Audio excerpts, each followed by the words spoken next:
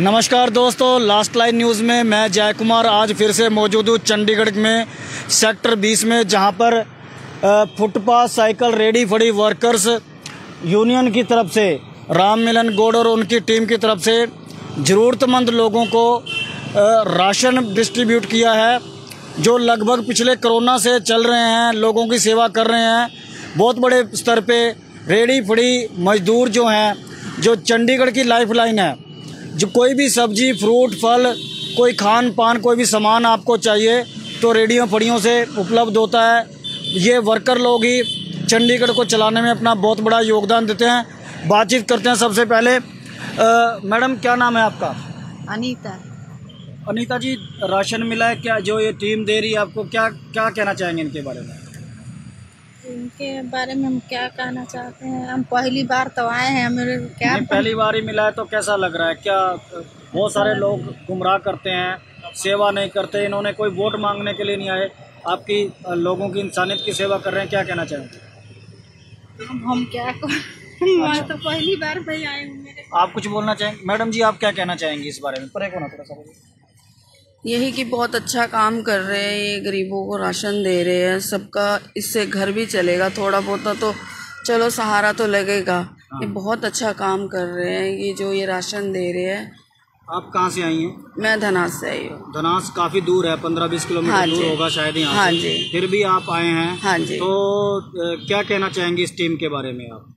Team अच्छी है, ये टीम सब अच्छे हैं, इनके जितने भी वर्कर्स पहले से आप जानते? हाँ जी। कैसा काम करते हैं लोग? ये बहुत अच्छा काम कर रहे हैं, मतलब सबको देखते हैं कि भी हाँ ये कौन है कौन नहीं है, जैसे मतलब सबका साथ देते हैं ये, मतलब बहुत अच्छा काम कर रहे हैं। जो नेता लोग जो बड़े बड़े वादे करते हैं, बड़ी बड़ी गाड़ियों में आते हैं, वोट लेके चले जाते हैं, और जब कोरोना था या वैसे दुख की प्रॉब्लम होती है मजदूरों गरीबों के साथ, वो खड़े होते हैं या ये खड़े होते हैं?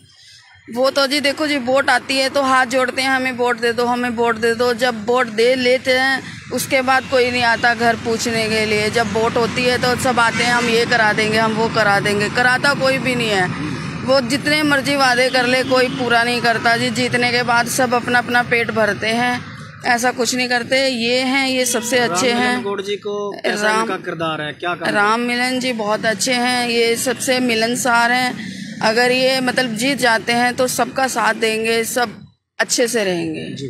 बहुत बहुत धन्यवाद। हमारे साथ युवा साथी भी हैं। भाई साहब, क्या कहना चाहेंगे? कुछ बोलना चाहेंगे आप? हैं सर, आप कुछ? हम सीधा बातचीत करते हैं राम मिलन गौड़ साहब से, उनकी टीम से। गौड़ साहब, थोड़ा सा मुझे भी जगह दे दो थोड़ी सी। क्या कहना चाहेंगे आप गौड़ साहब?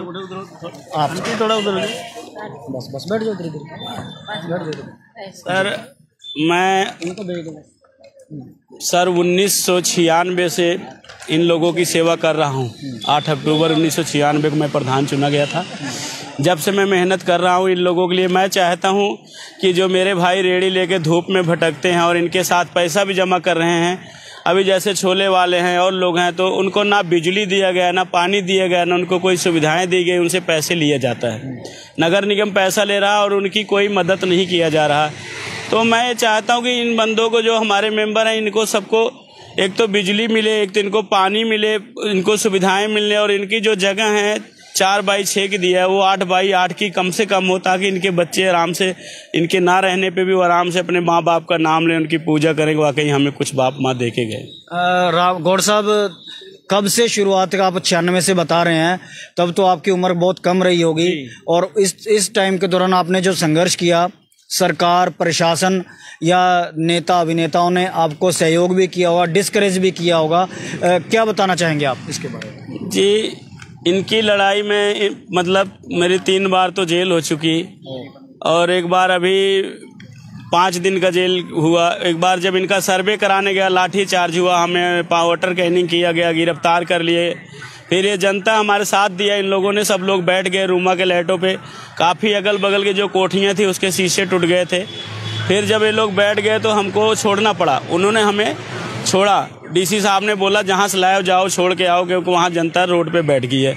तो ये लोग मेरे साथ खड़े, इनको विश्वास है और साथ में मैं इन लोगों का चाहता हूं कि जैसा इनको सुविधा मिलनी चाहिए उस हिसाब से इनकी मदद नहीं की जा रही।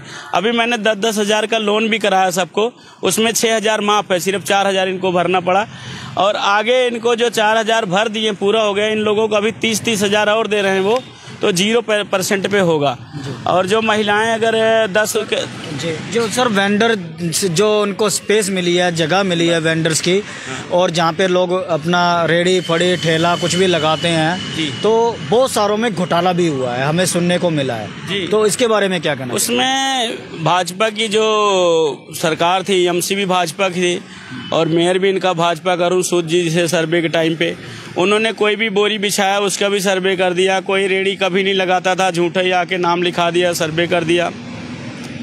उससे जो असली लोग थे वो मारे गए, जो नकली थे वो तो 22-22 में अच्छी जगह सर्वे करा लिए, किराए पे दुकानें चढ़ा रखी है, 22 में किराए पे चढ़ा रखे हैं। कई ऐसी जगह शिकायतें हम दिखाएंगे आपको, किराए पे चढ़ा दिए हैं। और मोटा किराया मतलब एक महीने का 50, 60, 70 हज़ार लेते हैं, तो कमा रहे हैं। जो बेचारे असली थे, कोरोना में पैसे नहीं भर पाए, उनको यहाँ से भागना पड़ा। आपने इसके बारे में शिकायत कोई दी है? क्योंकि मोदी साहब ये दावा करते हैं, यहाँ पे किरण खेर जी हैं, बहुत बड़े नेता हैं, MP हैं, मेंबर ब्यूटीफुल सिटी की, और इसके साथ जो मेयर हैं वो भी अपने आप को दावा करते हैं कि हम गरीबों को, जैसे मोदी साहब कहते हैं कि चप्पल वाला आदमी भी हवाई यात्रा करेगा, गरीबों का साथ देंगे। क्या लगता है आपको यहाँ चंडीगढ़ शहर में? चंडीगढ़ में तो जो मोदी जी की किसी तरह से उनकी सही बात कोई भी नहीं हुई, सारा ही गलत हुआ। मोदी जी ने जो भी कहा मेरे ख्याल से सब उल्टा हुआ।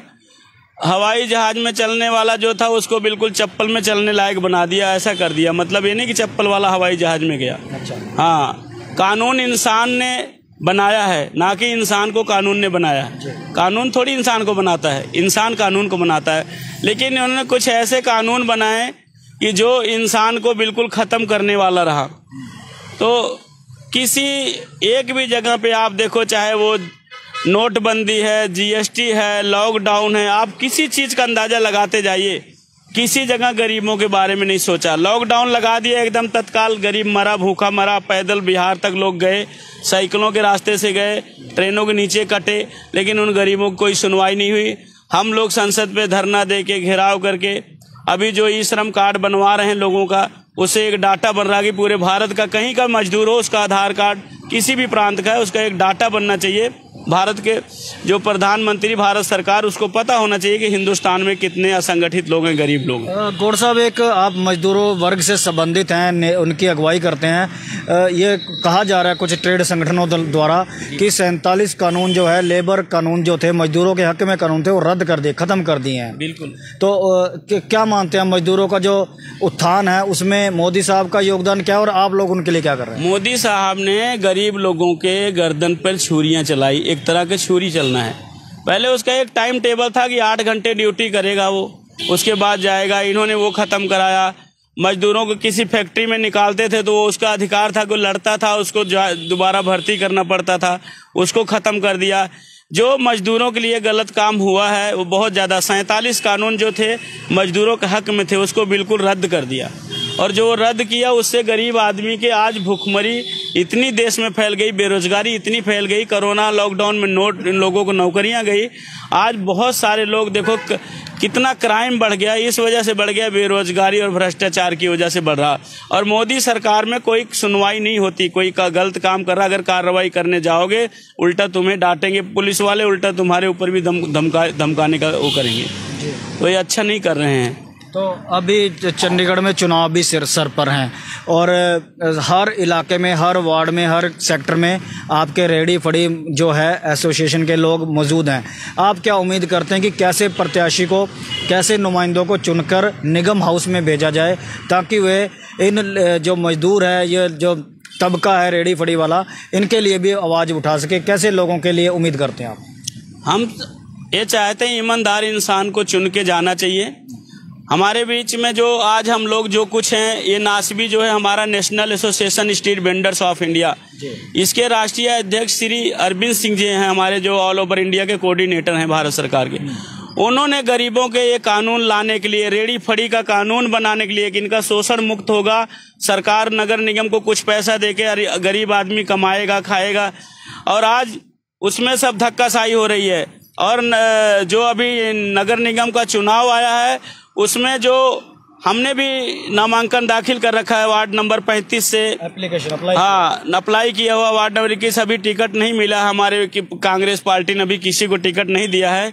लेकिन भाजपा से कांग्रेस पर 100% अच्छा काम किया उन्होंने भाजपा से। पवन कुमार बंसल जी ने इस चंडीगढ़ में बहुत सारे गरीब लोगों को मकान दिए, बहुत सारे लोगों के लिए स्कीमें लेके आए, शहर को अच्छा बनाने में बहुत योगदान दिया उन्होंने। अभी भी जो कांग्रेस पार्टी पे लोगों को विश्वास है और अगर मुझे टिकट मिलता है तो मैं जीतूंगा। हमारी ये बहनें, हमारे सारे साथी, हमारे भाई हमारे को उम्मीद करते हैं कि मजदूर संगठन का एक हमारा भाई चुन के जाए नगर निगम में, ताकि हमारी सुनवाई हो। क्योंकि वहाँ नगर निगम में ये शिकायत करते, शिकायत निवारण केंद्र बनना चाहिए, वो बनाया नहीं गया है। शिकायत निवारण केंद्र के लिए हमने सबको लिख के दिया। गौर साहब, कुछ लोग कह रहे हैं कि आप राजनीति कर रहे हो, सिर्फ इलेक्शन लड़ने के लिए, टिकट लेने के लिए, ये राशन बांट रहे हो, लोगों में घूमते हो, आप इसके बारे में क्या कहना चाहते हैं? ये तो उनकी सोच है, मैं उनके ऊपर क्या कह सकता हूँ कि राजनीति कर रहे हैं। ये तो लोगों की सोच है। आप इलेक्शन हमें 26-27 साल हो गया। फिर आप इलेक्शन लड़ेंगे, काउंसलर बनेंगे, किसके लिए बनना चाहते हो, अपने लिए या इन? नहीं, मैं काउंसलर बनूंगा। मैं कुछ अपने लिए आज तक जिंदगी में नहीं किया। सबकी दुकानें भी मिली, मेरी दुकानें भी नहीं मिली, झगड़े में चल रही, कहते तुम समझौता नहीं करते हो सरकार से, तुम्हें लाइसेंस नहीं मिलेगा। ये मेरी दुकान यही थी, वो पेटी लगी। आज तक मुझे रेडी फड़ी का लाइसेंस नहीं मिला है। कोर्ट में, हाई कोर्ट में केस चल रहा है, 6 जनवरी को तारीख लगी हुई है। मेरे साथ नाजायज हुआ है उसमें। बाकी मैं जो कुछ किया अपनी ज़िंदगी का, अपने रेडी फड़ी वाले भाइयों के लिए, मजदूरों के लिए, जहाँ पे कोई बिल्डिंग मटेरियल था, किसी का घर गिर गया, उसकी मदद के लिए यही काम किया। उनको मकान बनेंगे, अगर आप इनके लिए काउंसलर बनना चाहते हैं या कैसे करना? मैं अपने वेंडर भाइयों, गरीबों, मजदूरों के लिए काउंसलर बनना चाहता हूँ, मैं अपने लिए नहीं बनना चाहता हूँ। और आप तब भी चेक कर लेना। आप भी अगर आप काउंसलर बन जाते हैं, इन लोगों का समर्थन, सहयोग, आपको पार्टी नवाजती है टिकट से, तो क्या सबसे पहले एजेंडा क्या होगा इलेक्शन लड़ने के? मेरा सबसे पहला एजेंडा, मुझे जीतने के बाद मेरे भाई जो दुखी हैं, जिनको आज तक लाइसेंस नहीं मिला, जगह नहीं मिली है, उनको एक तो जगह दिलाऊंगा, उनको लाइसेंस दिलाऊंगा। उन लोगों को ऐसे ढंग से मार्केटें बनानी हमने, अच्छी स्मार्ट, जैसे सिटी ब्यूटीफुल चंडीगढ़ है तो उसमें सुंदर भी लगे, लोग देखने के लिए भी आएँ और खा के जाएं, उनका जायका लें जो फूड वेंडर हैं। और जो फ्रूट सब्जी वाले बैठे हैं वहाँ भी लोगों को दिक्कतें ना हो कि जो रेजिडेंस, जो सोसाइटियाँ हैं बड़ी बड़ी और कोठियाँ हैं, वहाँ के लोग निकले तो उनको ये पता रहे कि यहाँ पे आलू बिकता है, इस पे प्याज, इस पे टमाटर, इस पे फल बिकता है, हमें सिर्फ उसी जगह पे जाना, लेके आ जाना। तो मैं सोचता हूँ वो सुविधा मिले सभी को। गौर साहब, जो स्ट्रीट वेंडर के इनकी हज़ारों में गिनती है चंडीगढ़ में, तो इनके लिए जो इनके बच्चे हैं, बच्चों के लिए बेहतर एजुकेशन हो, इनके सारे बच्चों के लिए स्पेशल स्कूल हों, अस्पताल हों, बेहतर सुविधाएं हों, इसके लिए भी कोई प्रोजेक्ट आप बनाने की प्लानिंग करेंगे क्या? बिल्कुल करेंगे जी। हाँ, इनके बच्चों के जितने बच्चा शिक्षित होगा उतना अच्छा होगा। हमारी जो स्ट्रीट वेंडर, जो हमारा ये वो है एक्ट बना हुआ है, पथ विक्रेता जीविका संरक्षण, जो बिल पास हुआ है संसद में, उसमें इनके बेटे को 10 लाख रुपए तक लोन है। अगर बच्चा पढ़ना चाहता है, डॉक्टर इंजीनियर बनना चाहता है, उसके एडमिशन के लिए चाहिए तो ले सकता है। लेकिन फिलहाल ये लोग मीटिंग कम अटेंड करते, नहीं समझ आता, एक्ट के बारे में पढ़ाई नहीं की, आधे लोग ज़्यादा अनशिक्षित हैं, पढ़े लिखे नहीं हैं, इस वजह से ज़्यादा इनको दिक्कत है। और एक दिन छुट्टी भी करते हैं तो देखो इनको जल्दी लगा होता है, बहुत जल्दी लगा होता है, बात नहीं सुनते, बस इनको ये होता है कि भाई हमने यहाँ से जाके दुकान खोलना, अवेयरनेस नहीं है। तो हम कोशिश करेंगे इन लोगों को, इनके बच्चों को भी अच्छी शिक्षा मिले और इनको भी आगे अवेयरनेस हो, भी अच्छी ज़िंदगी जिए और अच्छा इनका समाज हो, इसलिए काम करूँगा। गौर साहब, लास्ट में जो इसका सारा श्रेय है आपको और आपकी टीम को जाता है, जो आप पिछले 26-27 साल से लड़ाई लड़ रहे हैं जी। तो आपकी टीम में कौन कौन है, क्या बताना चाहेंगे? हमारे टीम में रामपाल जी हैं। हम रामपाल जी से भी 2 शब्द करना चाहेंगे। राजेंद्र जी हैं। रामपाल जी नमस्कार। नमस्कार सर, मेरा नाम रामपाल है और मैं प्रधान जी के साथ काम करता हूँ। कितने साल हो गए? मेरे को 27 साल प्रधान जी के साथ हो गए जी काम करते हुए। तो जो ये हमें ऑर्डर करते हैं, जो हमें समझाते हैं बात, जो मतलब कहते हैं भाई फलाने बंदे के पास जाना, उसका काम रामपाल जी कराना। अगर हम मेरे को ये आधी रात भी कहेंगे तो मैं आधी रात भी इनके लिए खड़ा होने के लिए तैयार हूँ, अपने वेंडरों के लिए, अपने प्रधान जी की तरफ से। मैंने अपने प्रधान जी का ऑर्डर मानना है। तो ये जो हम काम कर रहे हैं, तो उम्र में उनसे बड़े हैं, फिर भी आप उनको फॉलो करते हैं, प्रधान मानते हैं, नेता मानते हैं। आपको लगता नहीं कि आप एक युवा को सीनियर और आप जूनियर हो गए, ऐसा कुछ लगता नहीं? मन में आया नहीं 27 साल से? ऐसा कुछ नहीं लगता। जो सीनियर होता है जी वो सीनियर ही होता है।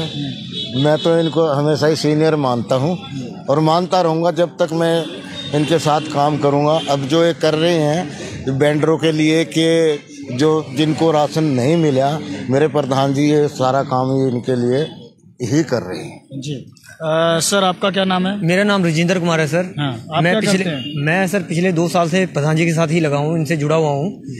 ये गरीब जो असंगठित जो कामगार मजदूर है उनके संगठन के लिए लड़ाई लड़ रहे हैं सर पिछले 27 सालों से, और बहुत ही अच्छा काम किया है इन्होंने चंडीगढ़, पूरे चंडीगढ़ शहर में सर। जितने भी फूड वेंडर जो इनको लेसन प्रोवाइड करवाए हैं प्रधान जी हमारे राममिलन गौड़ साहब ने, इन्होंने प्रोवाइड करवाए हैं सर। तो हम चाहते हैं कि जैसे जो भी इनका आदेश होगा, हमें आगे काम करने के लिए जो भी आदेश देंगे हम उस पर दिले जान से इनका समर्थन करेंगे सर। Ji thank you. हमारे साथ महिलाएं भी हैं। माता जसबीर कौर जी बैठी हैं जो लंबे समय से काम कर रही हैं राममिलन गौड़ जी के साथ। उनसे बात कर, क्या माता जी क्या कहना चाहेंगे? क्या नाम है आपका? मेरा जसबीर कौर है। क्या कहना चाहेंगे? मैं दर्श बनाएगी महिला दी। मैं ਅਸੀਂ ਰੇਹੜੀ ਫੜੀਆਂ ਵਾਲਿਆਂ ਦੀ ਕਰਦੇ ਆ, ਜਿਹੜੇ ਵਿਚਾਰੇ ਲੱਤਾਂ ਤੇ ਬਾਹਾਂ ਤੇ ਬੇਕਾਰ ਹੈ।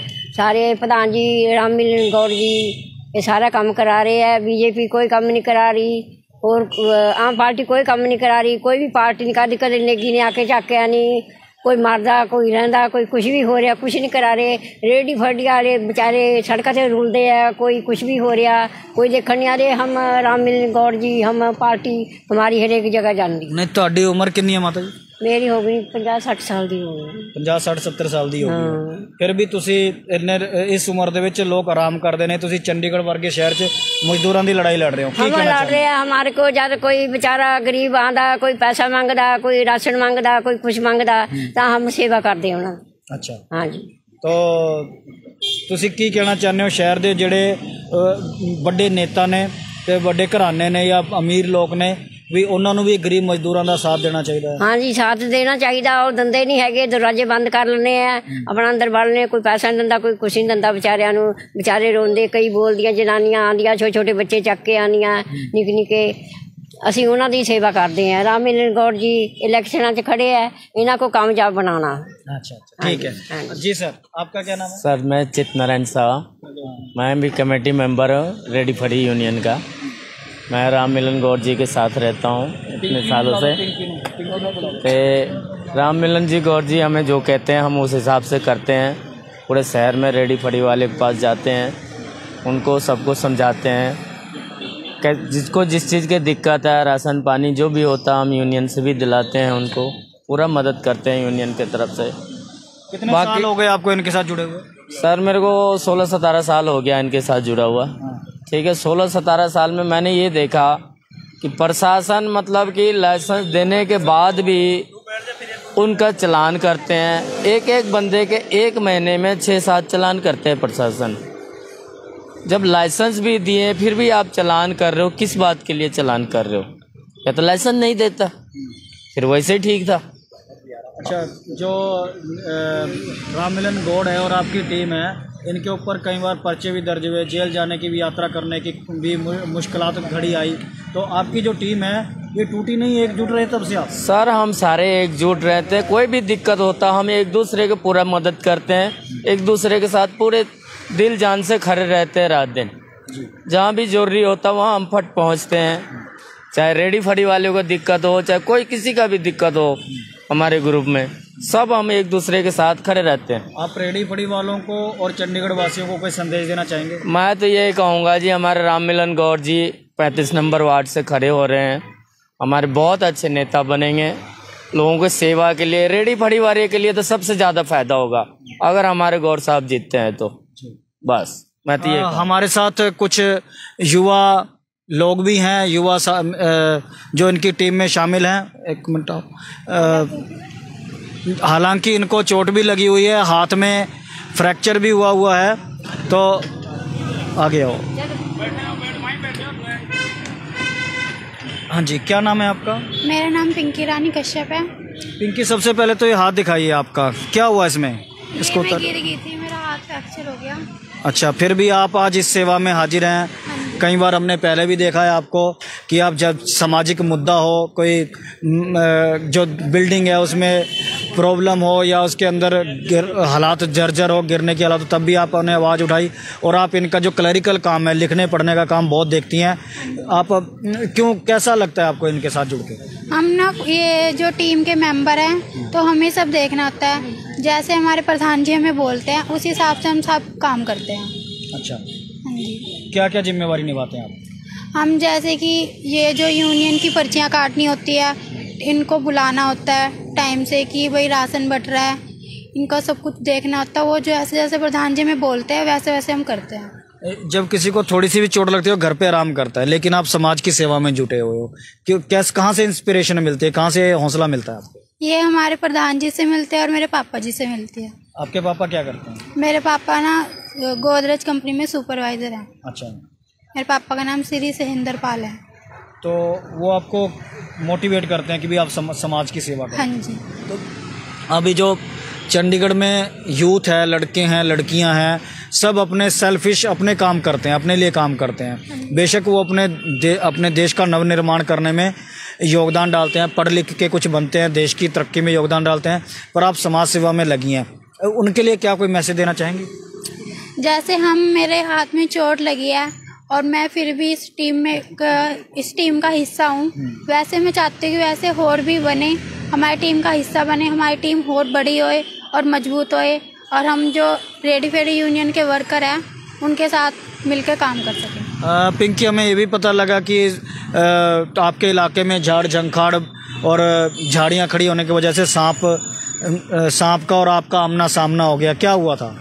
वो मैं 49 में रहती हूँ, 49C में, हाउस नंबर 2688। तो मैं ना रात के टाइम बाहर बैठी हुई थी, तो मेरे एक फ्रेंड था, उसने मेरे को आवाज़ लगाई कि तू पढ़ रही है, उससे मुझे कुछ पूछना है कि भाई तू +2 कर रही है तो क्या क्या सब्जेक्ट लिया है।